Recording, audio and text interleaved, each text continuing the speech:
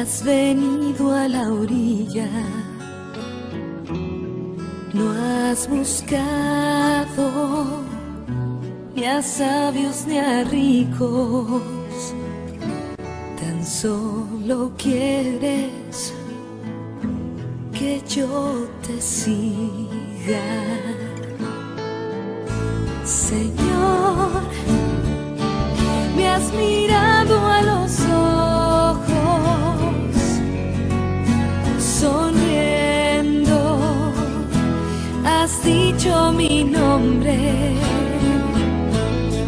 En la arena he dejado mi barca, junto a ti buscaré otro mar.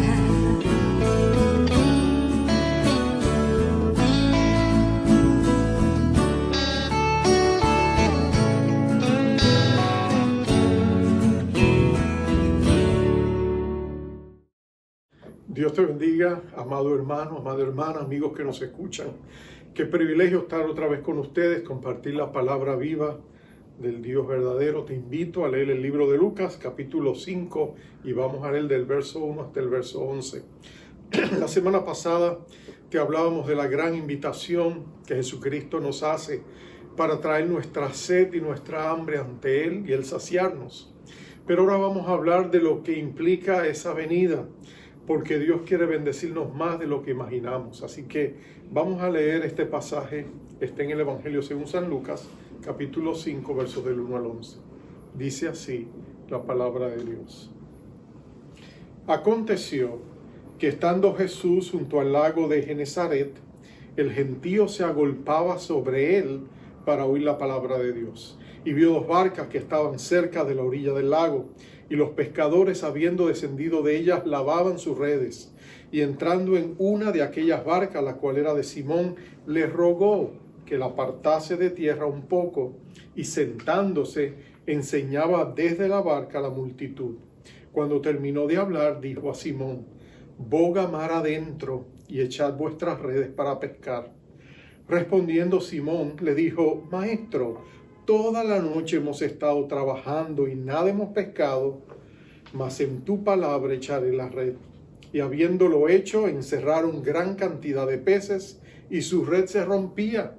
Entonces hicieron señas a los compañeros que estaban en la otra barca para que viniesen a ayudarles, y vinieron, y llenaron ambas barcas de tal manera que se hundían. Viendo esto, Simón Pedro cayó de rodillas ante Jesús, diciendo: apártate de mí, Señor, porque soy hombre pecador. Porque por la pesca que había hecho, el temor se había apoderado de él y de todos los que estaban con él. Y asimismo de Jacobo y Juan, hijos de Zebedeo, que eran compañeros de Simón. Pero Jesús dijo a Simón: no temas, desde ahora serás pescador de hombres.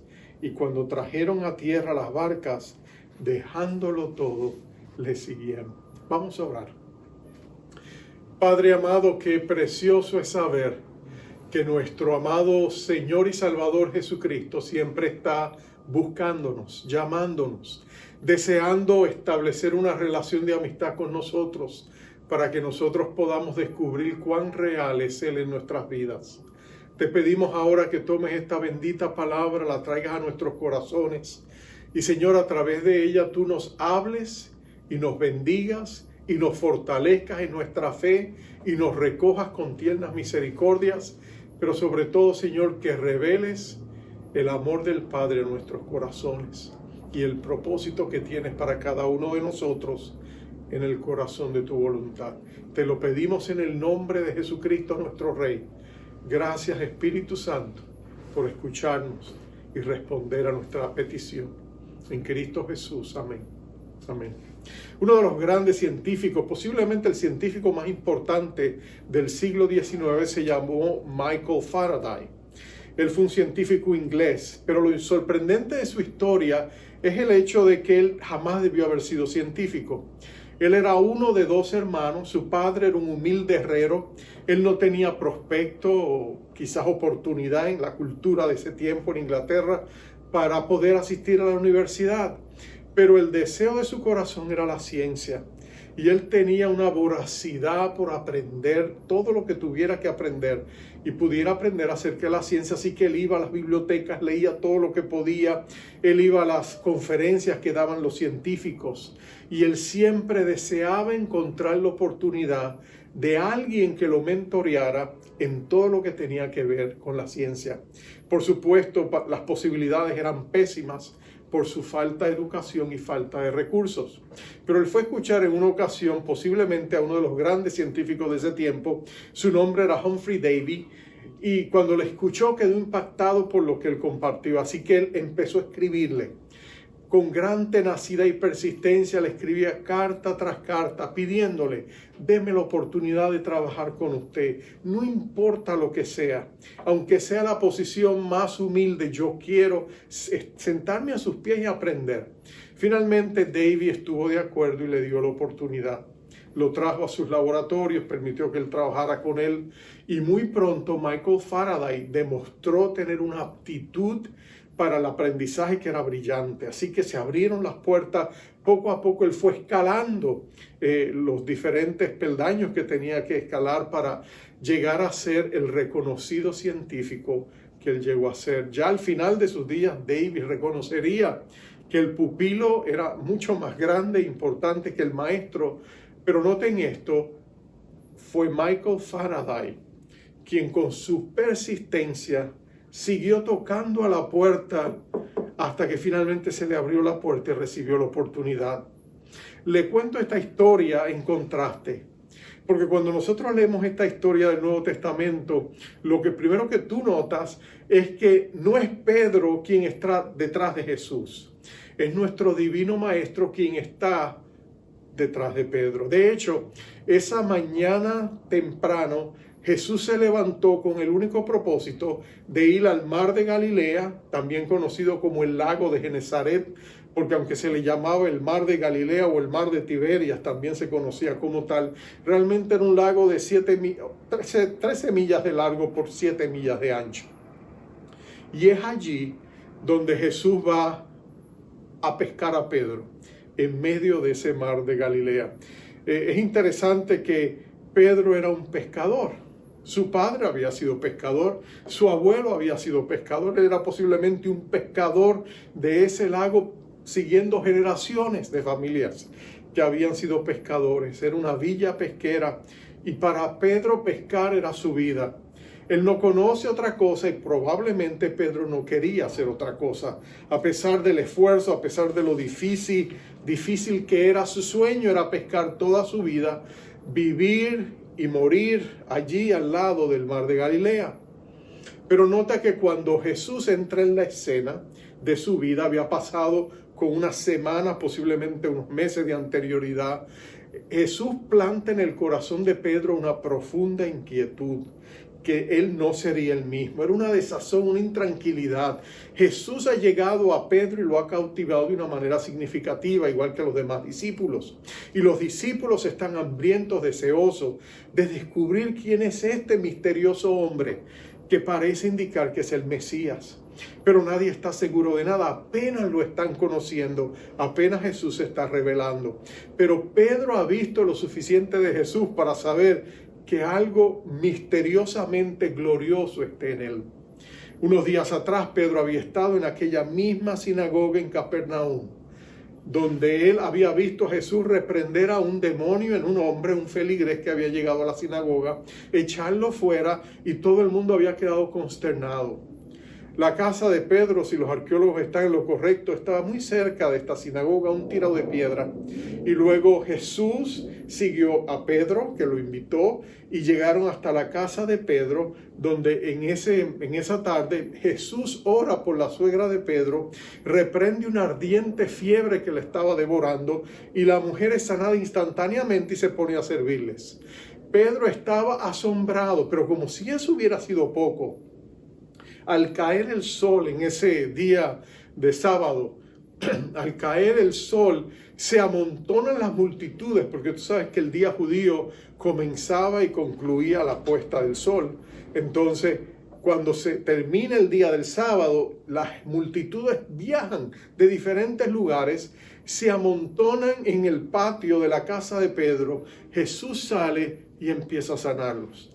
¿Qué milagros no habría visto Pedro en esa penumbroso atardecer, donde Jesús empieza a sanar enfermos, paralíticos, ciegos, cojos, donde hasta los endemoniados son liberados, y Pedro, absorto, recoge toda esa escena en su memoria?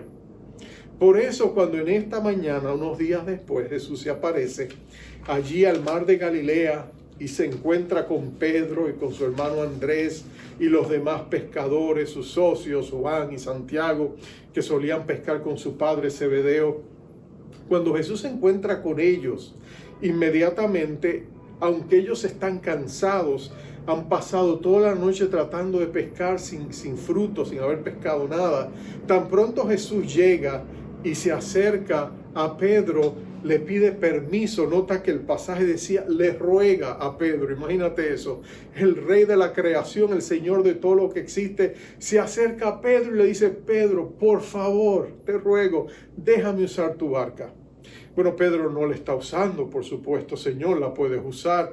Pedro está remendando las redes y limpiando las redes, porque aunque no pescaron nada, ellos recogieron toda la basura que hubiera podido haber allí. Entonces están limpiando las redes, preparándose para la siguiente noche.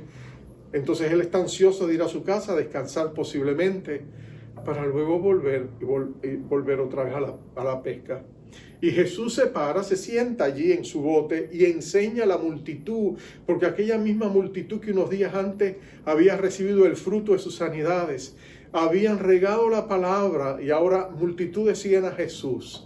El fruto de una gran popularidad. De hecho, a veces las multitudes lo agolpan, que él no se puede mover. Así que él prefiere distanciarse en el bote, poder enseñar a la multitud desde la orilla y que ellos reciban la palabra de Dios, porque Jesús tenía gran compasión por las multitudes. Pero escucha esto, mira lo interesante. Es entonces cuando Jesús concluye que Pedro posiblemente ha terminado también su faena de limpiar las redes, que él está listo para decir, se acabó el día, vámonos a dormir, que estoy muerto de cansancio. Es en ese momento cuando Jesús le dice, Pedro, boga mar adentro y vamos a tirar las redes. Oye, a veces Jesús nos llama en los momentos más inoportunos. Ese es mi primer punto. Jesús nos llama en los momentos más inoportunos. Jesús viene a nuestras vidas cuando más ocupados estamos. Lee la Biblia desde Génesis hasta Revelación y tú te vas a dar cuenta de que Jesús nunca llama a nadie que estaba sentado en una hamaca disfrutando una dulce limonada en el asueto. Jesús siempre llama a la gente cuando están ocupados. Llamó a Abraham cuando tenía un floreciente negocio en Mesopotamia. Llamó a Moisés cuando estaba ocupado cuidando las ovejas de su padre. Llamó a Eliseo cuando estaba ocupado arando la tierra con su yunta de bueyes porque tenía que arar el campo de su padre. Jesús viene a todos y cada uno de ellos cuando ellos están más ocupados. Jesús tiene esa cualidad de llamarnos cuando nosotros pensamos que es más inconveniente. Pero Jesús sabe exactamente lo que está haciendo. Jesús siempre obra en el tiempo perfecto de tu vida y mi vida. Fíjate, en el cielo no hay nada en la Biblia que nos muestre que en el cielo haya relojes ni calendarios. Dios mora en la eternidad. El cielo no se mueve por calendarios humanos. El cielo se mueve por eventos divinos. Cuando el Padre dice, es hora de hacer esto, es el tiempo perfecto, donde todo el universo conspire para hacer la voluntad del Padre. Cuando Él declara su palabra, así se hace. Cuando Dios dice, es hora, es hora. Cuando Él le dice a su Hijo amado, es hora de irle al portal del tiempo y descender y encarnarte y llegar a ser Jesús de Nazaret, aquel pequeño bebé en el vientre de aquella doncella llamada María, era el tiempo de Dios, allí se hizo. Pero nota, es el tiempo de Jesús para alcanzar a Pedro. Y por eso Él ha venido a pescarlo. Él tiene el tiempo perfecto en todo cuanto haces. Era el tiempo perfecto para Dios cuando llegó a tu vida. cuando te atrajo con cuerdas de amor. El día que tú entregaste tu corazón a Cristo era el tiempo perfecto de Dios para ti. Ahora, algunos pensarían que por Pedro estar tan cansado, la invitación era inconsiderada. Había cierto grado de desconsideración. Por lo menos, miremos esto.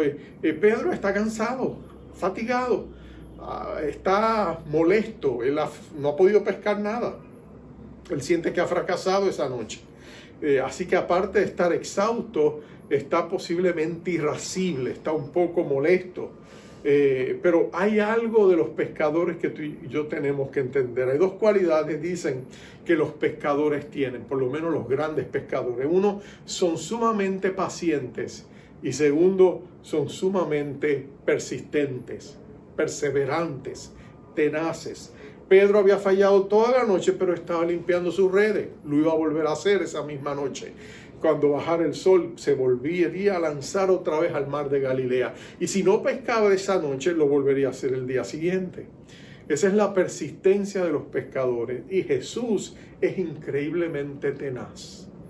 Él te busca hasta que te encuentra. Él persiste hasta que se encuentra contigo. Y eso es lo que estamos viendo aquí. Ahora, cuando Jesús le dice, boga mar adentro, si no hubiera sido Jesús, si hubiera sido cualquier otra persona, tú te puedes imaginar los despectivos, los insultos y el enojo de Pedro, pero porque viene de los labios de Jesús, aquel milagroso obrador que él había visto, las cosas que él podía hacer, porque él tenía esa profunda inquietud y esa sed de conocerle mejor. Pedro, aunque está cansado, no le queda más remedio que decirle, Señor, no vamos a pescar nada, mas en tu palabra echaré la red.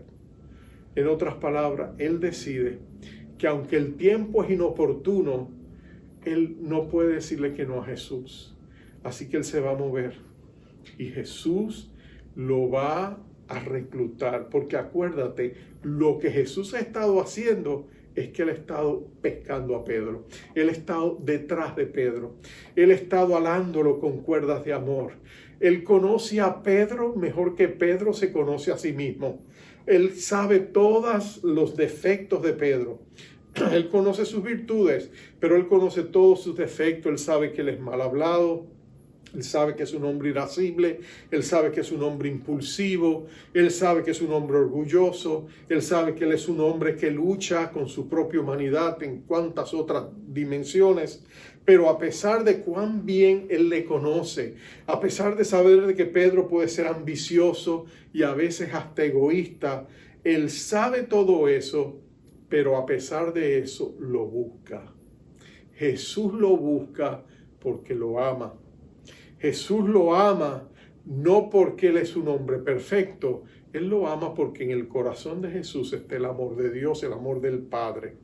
Así que si Él lo busca, y en uno de los encuentros primeros que Pedro tuvo con Jesús, Jesús no solamente le buscó, Jesús le dio un pequeño de vislumbre, un retazo de su gloria cuando le dijo, Pedro, te voy a cambiar el nombre. Su nombre era Simón. La palabra Simón, el nombre Simón, significa caña de río, ¿no? Son esas cañas que se paran erguidas y el viento las lleva para todos lados. Ese es el nombre de Simón, lo que significa caña de río. Pero nota que Jesús le cambia el nombre. Él le dijo, ya no te llamarás Simón, te voy a llamar Petros, que significa roca. Es como si Jesús le estuviera profetizando a la existencia la profunda transformación que Cristo iba a hacer en la vida y en el corazón de este hombre. Jesús lo mira con propósito. Jesús denuncia con sus labios. Él declara con sus labios un futuro inédito para Pedro hasta entonces, pero un propósito que se estaba por realizar. Así que cuando él le dice, Señor, vente, vamos a bogar más adentro, le dice Jesús a Pedro, vamos Pedro, boga mar adentro. Pedro le obedece y Pedro va convencido por toda la ciencia náutica y perito de pesquería que él era, de que sería un desperdicio de tiempo. pero el tiempo que él tenía con Jesús en su barca por lo menos compensaría en algo. El tener a Jesús con él, algo él pensaba recibiría de él.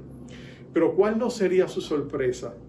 Cuando llegan a un punto en el mar de Galilea, donde Jesús le dice, paremos aquí, tira las redes, este es el lugar.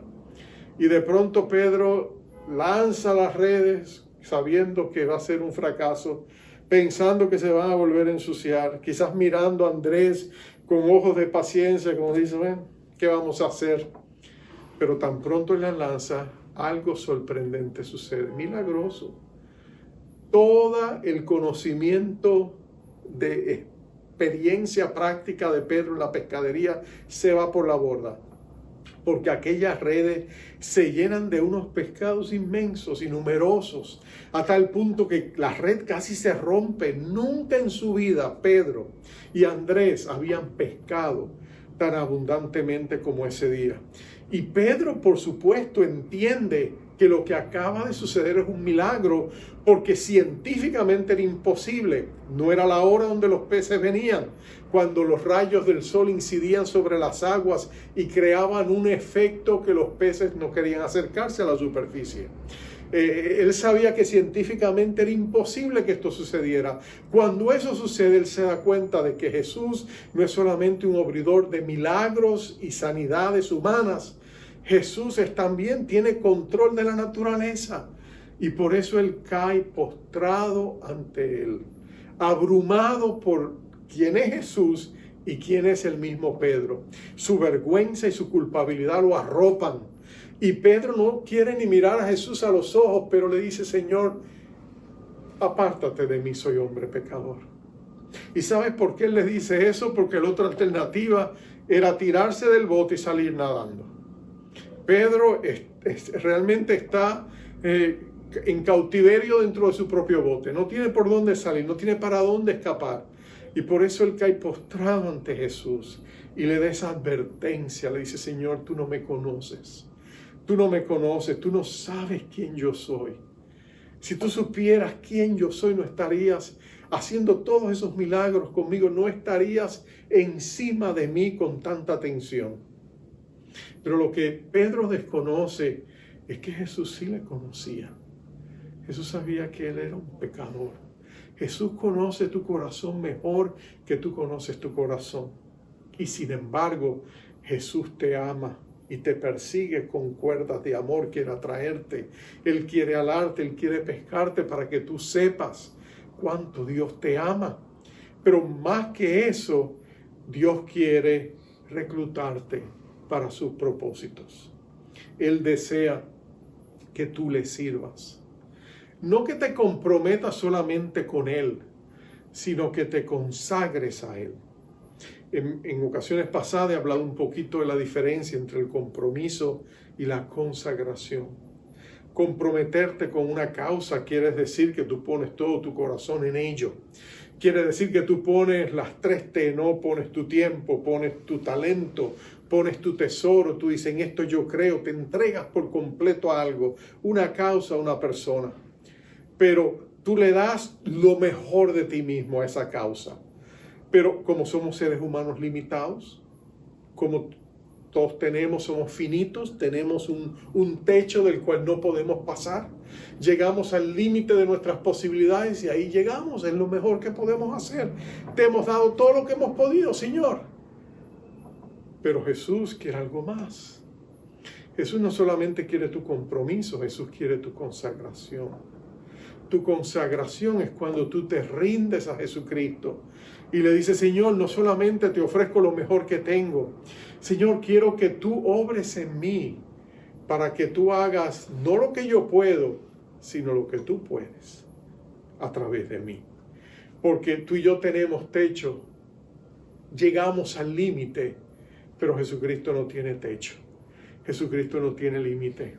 Una cosa es lo que tú puedes hacer por Dios, otra cosa es la que Dios puede hacer a través de ti. Y para eso Dios necesita tu rendición, tu entrega. Eso es lo que la palabra consagración significa. Los grandes teólogos del pasado veían la consagración como una página en blanco. Una página en blanco. tú apenas le ponías el nombre tuyo. En el caso mío, Osvaldo Cruzado, Señor, la página está en blanco, llénala tú. Eso es lo que significaba consagración. Haz tu voluntad en mi vida, no lo que yo quiero, como oró Jesús, sino lo que tú quieres. Hágase tu voluntad. Señor, yo no puedo hacer eso, pero tú lo puedes hacer. Y sabes, ese es el secreto a lo sobrenatural. Porque cuando tú haces lo que tú puedes, tú haces lo natural. Por glorioso, superlativo que sea, extraordinario que sea, tú haces lo natural. Dios es el único que puede hacer más allá de lo que pedimos o entendemos, según el poder que Él pone en nosotros, como decía Pablo. Míralo en las vidas para ilustrártelo rápidamente, Saúl y David. Ambos comprometidos con la causa de Dios hasta cierto punto, ¿no es cierto? Saúl, un hombre brillante. O sea, cuando tú miras humanamente la obra del rey Saúl, es impresionante. Si Saúl estuviera vivo hoy, estaría dando conferencias en las Naciones Unidas, estaría dando conferencias a las compañías de Fortuna 500, porque lo que él hizo fue increíble. Él tomó una nación prácticamente de la edad de piedra y la organizó en un país, en un estado. Él estableció ejércitos, estableció gobierno civil, él estableció el aspecto legislativo, el aspecto judicial, que aunque existía, estaba muy, muy mal organizado. Él hizo una nación de leyes, de reglas. Él logró establecer una corte, él estableció todos los tipos de procesos. O sea, cuando tú piensas en lo que Saúl hizo en sus 40 años como rey de Israel, él realmente constituyó a Israel como una nación, como una monarquía. Eso es increíble en una generación lo que él hizo. Y el efecto perdurable de eso a través de siglos y generaciones. Pero él hizo todo lo que Saúl podía hacer. Dios le ayudó, pero Saúl hizo mucho de eso por su propia cuenta. Porque Saúl estaba enamorado de Saúl, no de Dios. Le tomaría 2 años para levantar su primer altar a Dios después de ser rey. Él estaría desobedeciendo a Dios en muchas cosas hasta el punto que Dios le dio, ¿sabes qué? Sigue por tu cuenta, y lo rechazó como rey. Pero mira a David. David no tenía la habilidad que tenía Saúl. David era un humilde, no venía del mismo trasfondo familiar, ni tenía el abolengo, ni la solidez familiar que tenía y económica de la cual venía Saúl. De la clase media, su padre era hacendado, tenía siervos y esclavos. David era un humilde de la tribu más pequeña, del clan más pequeño, de la familia más pequeña, un puñado de ovejas que él cuidaba allí en Belén. David no era realmente, es más, David no tendría ni siquiera aspiraciones de llegar a ser nada más de lo que era. Pero Dios puso su mirada en él. Y David se rindió. David fue un hombre que cuando se resume su vida de esta manera. Era un hombre que iba tras el corazón de Dios. O como dice nuestra versión española, conforme al corazón de Dios. Él buscaba a Dios y la misericordia de Dios se derramó sobre su vida. Y Dios lo levantó de aquel humilde redil de ovejas y lo puso en el trono de Israel. Y Dios hizo a través de David mucho más de lo que Saúl logró. Cierto que Saúl llegó a constituir la nación, pero David la convierte en una potencia en el Medio Oriente. David empieza a conquistar naciones mucho más poderosas que ellos. David derrota gigantes que Saúl jamás hubiera pensado en enfrentar. No solo en Goliat, sino en todos estos reinos, Siria, Ram, todos esos países. David conquista y establece prácticamente un mini imperio donde él está. Y cuando viene su hijo Salomón lo lleva todavía más lejos. Pero ¿por qué lo hace David y cómo lo hace? David depende absolutamente de Dios. Él le dice a Dios, Señor, no puedo hacer nada. Consultaba a Dios para todo.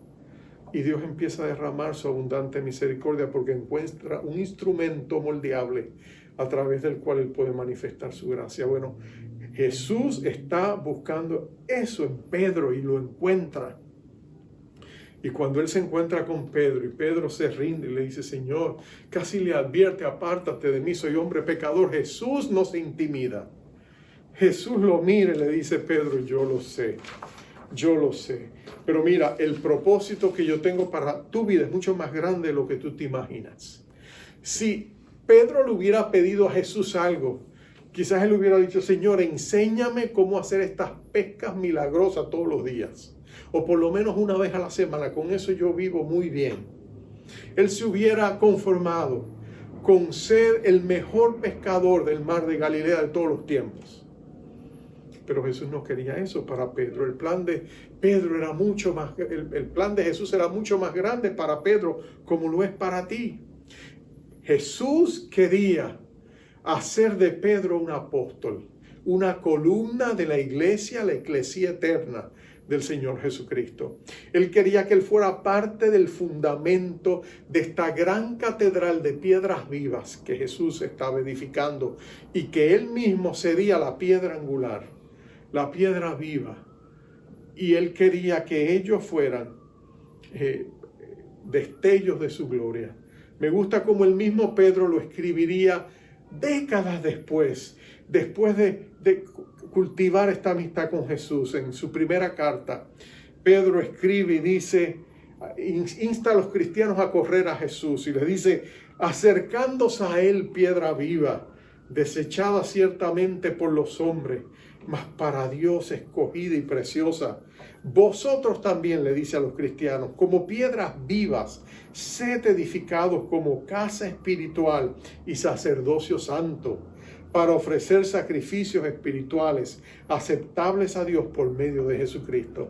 Mira lo que Dios quería con Pedro. Él quería que Pedro llegase a ser un sacerdote del Dios vivo y verdadero por toda la eternidad. Alguien que a través de los siglos pudiera no solamente adorar a Dios, sino un día reinar con Cristo en su reino venidero. El propósito de Dios para nuestras vidas, amados, siempre es más grande que lo que tú puedas pensar. Tú y yo nos podemos mirar a través de los lentes de nuestro tiempo y nuestras ocupaciones y lo que hacemos, y podemos vernos como personas insignificantes en un gran mundo donde la gente importante se mueve en los círculos de influencia de los medios masivos de comunicación, en los grandes reinos e imperios de esta tierra, en las grandes presidencias de nuestros países, y el mundo pareciera hacernos pensar que esa es la gente importante. Pero déjame decirte, en el reino de Dios que está por venir, tú no vas a saber de esa gente. Algunos de ellos no van a estar ni siquiera allí. Mucha de esa gente que eran importantes en nuestros tiempos quedarán rezagados en el olvido. Y usualmente sucede, tan pronto se bajan de la plataforma de atención y de popularidad, desaparecen, se olvidan. Solo recordamos sus nombres, pero no tú, no yo, no los que servimos a Jesucristo. Jesucristo está reclutando a Pedro para propósitos más gloriosos de lo que Pedro se puede imaginar. Porque Dios quiere hacer de la vida de Pedro algo maravilloso. La pregunta entonces final, y este es mi tercer y último punto, es ¿cómo lo hace? Bueno, Dios lo hace estableciendo una amistad con nosotros. Sí, para Dios la relación es importante. La relación para Dios es lo más importante de todos. Él es nuestro Padre, nosotros somos sus hijos, y Él quiere tener una relación amorosa de padres e hijos. Dios quiere demostrarnos que como hijos de Dios, nosotros también podemos conocerle y llegar a ser a su imagen y semejanza. Jesús hace ese milagro y le dice a Pedro: Pedro, estás equivocado. Yo no voy a hacer de ti un gran pescador. Yo no estoy buscando virtudes que tú no tienes. No, Pedro. Lo único que yo quiero es que estés conmigo, camines conmigo, seas mi discípulo, y yo haré de ti un pescador, no de peces, sino de almas. Yo haré de ti algo extraordinario. Lo que Jesús le está diciendo a Pedro es: Pedro, yo soy el pescador de almas. Yo vine y te he estado buscando a ti. Y ahora te acabo de capturar en esta red, en tu propio bote. Y yo te digo a ti, Pedro, yo te he pescado y yo te voy a hacer a ti lo que yo soy. Tú también serás un pescador de almas. Y Pedro, que no lo puede creer, sale de allá, piden ayuda. Porque acuérdate, eran tantos los peces que ellos piden señal, y seguramente Juan y Santiago, Jacobo, su hermano, vienen corriendo con su barca y llenan ambas barcas. Las dos barcas casi se hunden. Pero mira lo que sucede. En medio de todo eso que está sucediendo, en medio de todo lo que está pasando, ellos salen y por supuesto felices por esa gran pesca. Era una ganancia económica. Pedro dice: Señor, cuando quieras usar mi bote en confianza, pídemelo, te lo presto todo el tiempo si quieres, Señor. Me lo puedes hasta rentar, porque mira la generosidad de Jesús. Tú no puedes darle a Jesús más de lo que Él no te devuelve. Lo que tú inviertes en el reino de Dios, Dios te lo multiplica de diversas maneras. Así que cuídate de esa severa mezquindad que a veces se predica, donde dice no hay que darle a Dios, no hay que cumplir con tus diezmos, no hay que hacerlo. No, Dios no pide nada de eso. No lo creas, porque Dios bendice la generosidad. El que le da a Dios le presta, y Dios paga con creces. Pero ese es un punto al lado. Mira el punto importante. Ellos regresan, y nota lo que dice el último verso que leímos: y cuando trajeron a tierra las barcas, dejándolo todo, le siguieron. ¿Cómo? ¿Qué quiere decir que le siguieron? Que de ahí en adelante ellos caminaron con Jesús. Donde Jesús estaba, allí estaba Pedro. Caminaron por las calles polvorientas de Palestina. Visitarían la gran ciudad de Jerusalén. Estarían con él en todo momento. Eventualmente Jesús seleccionaría a Pedro y estos otros 3 discípulos para que fueran sus apóstoles. Eventualmente Él los enviaría con su presencia manifiesta para que fueran de bendición. Pero es en esa relación donde ellos realmente no solamente conocerían a Jesucristo que tenían con ellos, pero Jesús les revelaría el corazón del Padre Celestial y les enseñaría a orar para que ellos se conectaran espiritualmente con el Padre Celestial y pudieran llamarle también como Jesús le llamaba: Abba, papá, papito. Y eso es lo que la vida cristiana es una relación con el Padre a través de nuestro Señor Jesucristo. Su Espíritu está con nosotros, su presencia manifiesta está con nosotros. Tú puedes tener tanto de Él como tú lo desees, pero tienes que buscarlo. Tienes que buscarlo en la palabra, tienes que buscarlo en la oración, tienes que buscar a Jesús, porque lo que Jesús te ofrece es su amistad. Ahora yo te pregunto, sin ánimo de hacerte sentir culpable, pero ¿cómo está tu amistad con Jesús? ¿Cómo está tu amistad con Jesús? ¿Estás compartiendo con Él o estás permitiendo que, como Pedro, a veces la pena, la vergüenza, nuestros fracasos, nuestros pecados, nuestros defectos te aparten de una relación más profunda con Él? Él es la vid verdadera. Tú eres una rama. Él desea darte vida para que tú des fruto, pero lo hace cuando tú separas tiempo para estar en su presencia. Decía Voltaire, el filósofo francés, cuando en la ciudad de París una vez se encontró con un cristiano que iba para la iglesia y le preguntó: ¿para dónde vas, cristiano? Le dijo: voy para la iglesia. ¿Tú quieres venir conmigo? Le dijo: ¿quieres venir a estar con Jesús? ¿Tú conoces a Jesús? Y Voltaire, el agnóstico, con gran sarcasmo le dijo: sí, nos conocemos, pero no nos hablamos. Bueno, esa no debe ser la historia tuya. No puede ser la historia nuestra. Amamos a Jesús porque Él nos amó primero. Así que si te sientes separado de Él, ¿por qué no empiezas hoy? Vamos a su presencia, vamos a hablar con Él, vamos a estar a cuentas y vamos a permitir que Él nos arrope con su misericordia. Recuerda esto: Jesús sabe tus defectos, conoce tus imperfecciones, conoce los pecados que cometiste esta mañana de pensamiento, de palabra o de acción. Jesús sabe todo acerca de ti y eso no impide que te ame. Vuelve a Él y deja que en su presencia, como Pedro, Él te aparte del mal, empodere tu vida y te bendiga y te ayude a cumplir el propósito para el cual Él te ha llamado, para que seas su discípulo. Vamos a orar. Padre, qué precioso es saber más que precioso, es casi increíble de creer que tú amas y anhelas y buscas y persigues nuestra amistad. Que el Dios del universo, el eterno y gran yo soy, el sustentador de todo lo que existe, anhela que nosotros nos acerquemos hasta su presencia y le abramos con sinceridad nuestro corazón. Que Él anhela manifestarse por medio de su Espíritu en nuestro espíritu. Que Él desea desatar de nosotros todo lo negativo, todos esos defectos que hay en nosotros. Él quiere llevarlos, quiere quitarlos, quiere perdonarlos, pero quiere sanarnos de nuestras heridas. Él también quiere erradicar de nosotros las cosas que le desagradan. Pero más que nada, Él quiere atar a nosotros, Él quiere darnos, bendecirnos con las cosas que Él desea que nosotros recibamos como hijos de Dios.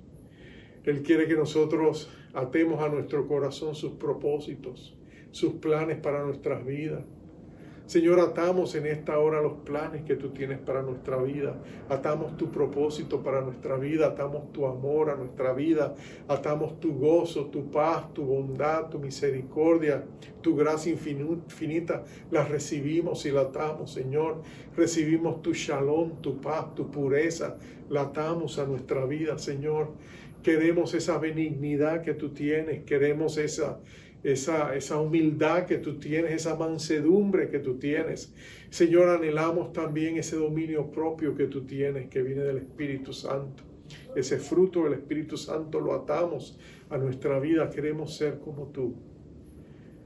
Y Señor, ayúdanos a venir a ti sabiendo que tenemos una puerta abierta y un trono de gracia disponible para nosotros hoy. Oh Señor, te necesitamos. Sin ti no podemos agradarte. Necesitamos venir a ti, oh Jesús, porque tú eres el camino a la santidad. Te necesitamos, oh Jesús. Así que en esta preciosa oportunidad pedimos tu bendición sobre la vida de cada uno de nosotros, sobre nuestros hogares. Señor, desata tus bendiciones sobre nuestras vidas, nuestras casas, nuestros hijos, nuestras familias. Sobre nuestra iglesia, desata tu bendición. Sobre nuestra ciudad, desata tu bendición. Venga sobre nosotros tu reino. Bendícenos hasta lo sumo. Y ayúdanos a recordar que tú nos buscaste porque tú nos amas.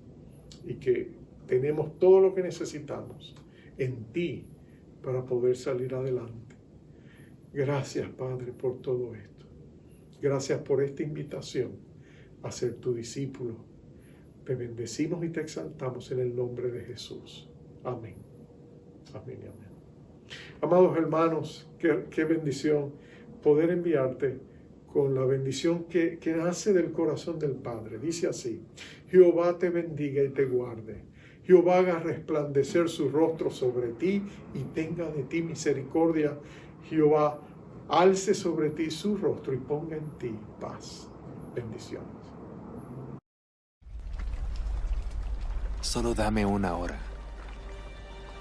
y te daré una nueva vida. ¿Quién dice que quiero eso?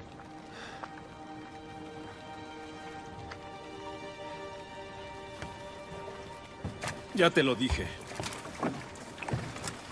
No hay peces aquí.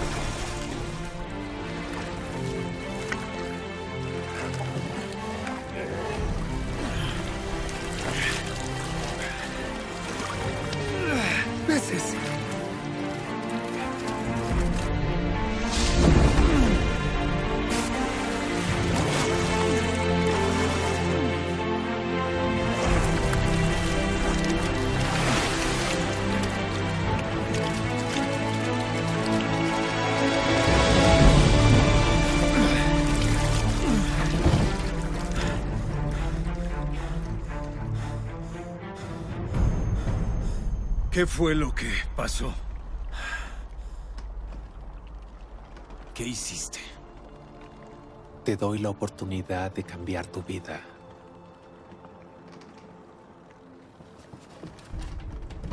Pedro, ven conmigo. Deja de pescar peces y yo te transformaré en un pescador de hombres. ¿Qué vamos a hacer? Cambiar el mundo.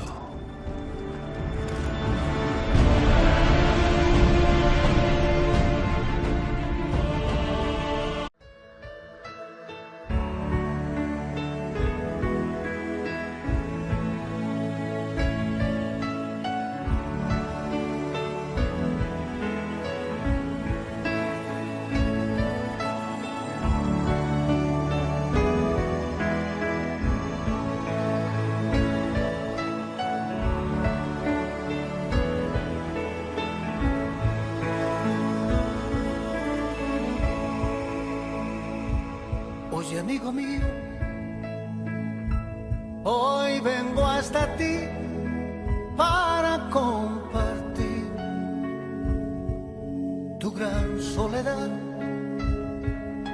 Quiero que me veas como un viejo amigo en el cual seguro tú puedes confiar. Hoy quiero contarte una hermosa historia donde el ser humano tiene un buen final.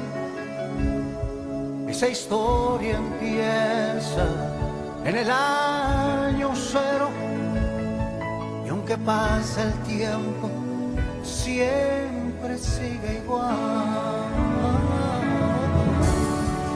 Yo he venido a dar vida. Yo he venido a dar luz y hoy puedo llenar tu alma de alegría, porque yo soy Jesús. Oh. Yo he venido a dar vida. Yo he venido a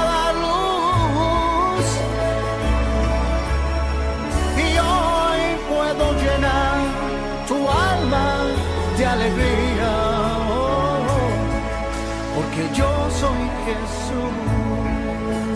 Me acerqué a tu puerta,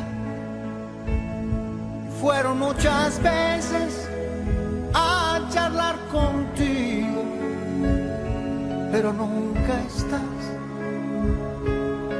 aunque entre nosotros no puedes mentirme. Me diste la espalda y rehusaste hablar, pero no quisiera seguir mi camino viendo que este mundo te está haciendo mal y mal, que cada momento se hace más pesado. Déjame ayudarte, ya no dudes más. Oh, no, no, no. Yo he venido a dar vida. Yo he venido a dar luz y hoy puedo llenar tu alma de alegría, porque yo soy Jesús.